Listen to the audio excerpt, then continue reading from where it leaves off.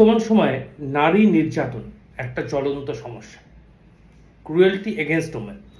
আজকের ভিডিওতে নারী নির্যাতন নিয়ে আলোচনা করব।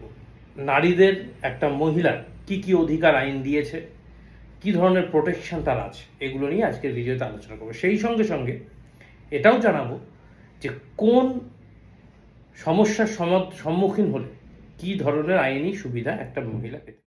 আমরা প্রত্যেকে আমাদের বাড়িতে স্ত্রী আছে, কন্যা আছে, বোন আছে, তাই এই ভিডিওটা আশা করি আপনাদের সকলের জন্যই খুব ইনফরমেটিভ হবে এবং সুবিধাজনক হবে।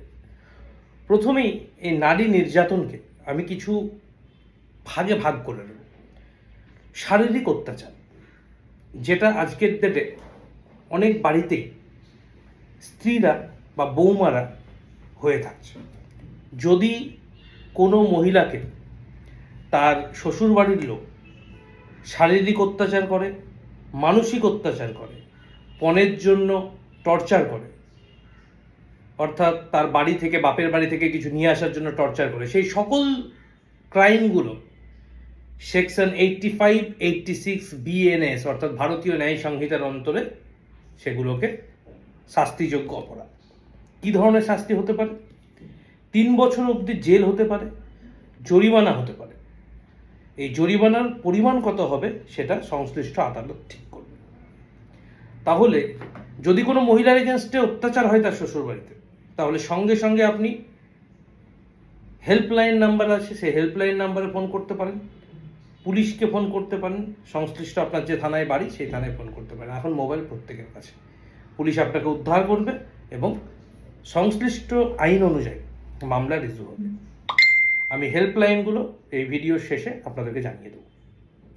এছাড়া কি হয়, মানসিক অত্যাচারের কথা বললাম, পঞ্চে অত্যাচারের কথা বললাম, সেক্ষেত্রেও কিন্তু সেই একই শাস্তি, 3 বছর অবধি জেল এবং জরিমানা, যেটা কোর্ট ঠিক করবে।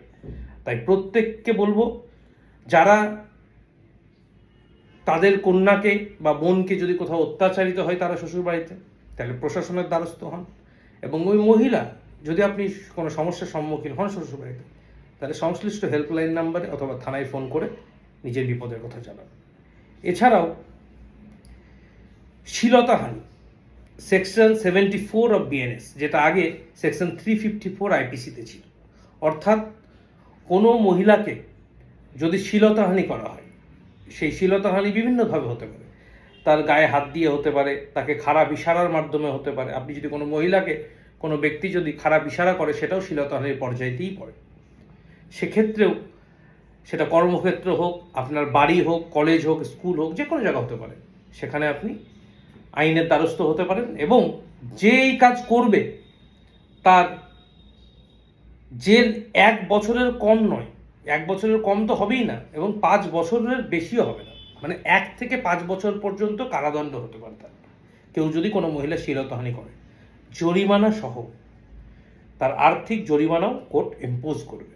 তাই কোনো মহিলাকে কুরুচিকর মন্তব্য করার আগে, কোনো মহিলাকে খারাপভাবে ট্রিট করার আগে ভেবে দেখবেন আইনে সেই মহিলা কী ধরনের সুরক্ষা পেয়েছে।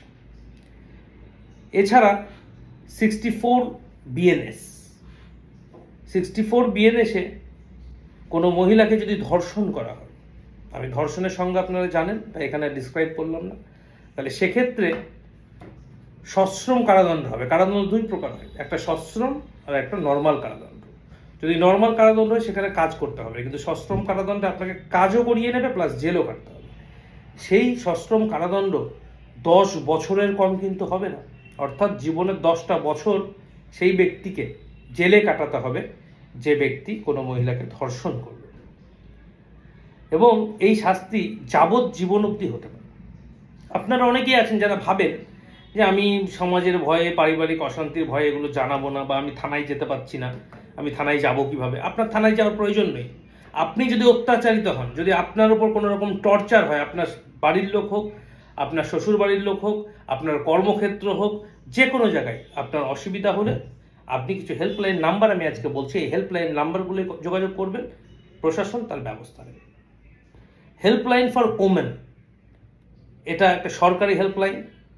আপনার মোবাইল থেকে 181 অর্থাৎ 181 181 ডায়াল করুন, সঙ্গে সঙ্গে আপনি ওমেন হেল্পলাইনে আপনার ফোনটা চলে যাবে এবং আপনি আপনার সমস্যার কথা জানান, আপনি আইনি সুবিধা পাবেন। এছাড়াও কি আছে, ক্রুয়েলটি এগেনস্ট ওমেনের জন্য হেল্পলাইন কি 1091, অর্থাৎ আপনি যদি আপনার মোবাইল থেকে আপনার উপর যদি কোনো শ্বশুরবাড়িতে অত্যাচার হচ্ছে, টর্চার হচ্ছে, মানসিক অত্যাচার হচ্ছে, শারীরিক অত্যাচার হচ্ছে, সেক্ষেত্রে আপনি 1091-এ আপনার মোবাইল থেকে ডায়াল করুন, সংশ্লিষ্ট জায়গায় ফোনটা যাবে এবং আপনি আপনার সমস্যা বললে প্রশাসন আপনাকে হেল্প করবে। এছাড়া মহিলা ও শিশু উন্নয়ন মন্ত্রকের নাম্বারটাও আমি আপনাদেরকে এখানে বলছি, সেটাও আপনারা একটু নোট করে নেবেন। 01123381155, এই নাম্বারটা মহিলা ও শিশু উন্নয়ন মন্ত্রকের। এই নাম্বারে ফোন করলেও আপনি প্রশাসনিক সহায়তা পাবেন। এছাড়া 100 অর্থাৎ 100তে ডায়াল করলে সেটা পুলিশ হেডকোয়ার্টারে সেই ফোনটা যাবে এবং আপনার সেখানে যে পুলিশ আধিকারিক আপনার ফোনটা ধরবে তাকে যদি আপনি আপনার সমস্যাটা বলেন, তাহলে সঙ্গে সঙ্গে সংশ্লিষ্ট থানায়, যেখানে আপনার বাড়ি, আপনি হয়তো থানার নাম্বার জানেন না, সেই থানা থেকেই আপনাকে ফোন করবে বা আপনার বলার ঠিকানায় তৎপর পুলিশ পৌঁছে যাবে। তাই ভয় পাবেন না, ভীত সন্ত্রস্ত হবেন না। প্রশাসন আপনার সাথে আছে, আইন আপনার সাথে আছে। তাই আজকের সমাজে যে সকল ছেলেরা কোনো মহিলার এগেনস্টে কোনো রকম অত্যাচার বা টর্চার করার কথা ভাবছেন বা করছেন, তারা সাবধান হয়ে যান। তার কারণ আইন, প্রশাসন একজন নিপীড়িত মহিলার পাশে আছে এবং শক্তভাবে আছে। সবাই ভালো থাকবেন, সবাই সুস্থ থাকবেন। আগামী ভিডিওতে দেখা হবে। আর যদি আপনারা কোনো পার্টিকুলার টপিকে চান যে আমি ভিডিও করি, তাহলে আপনারা অবশ্যই কমেন্ট বক্সে সেই টপিকটার কথা বা আবার মেসেঞ্জারে সেই টপিকটার কথা বলবেন। আমি পরবর্তীতে সেই টপিক নিয়ে সুন্দর ভিডিও বানিয়ে আপনাদেরকে দেব। সবাই ভালো থাকবেন, সুস্থ থাকবেন।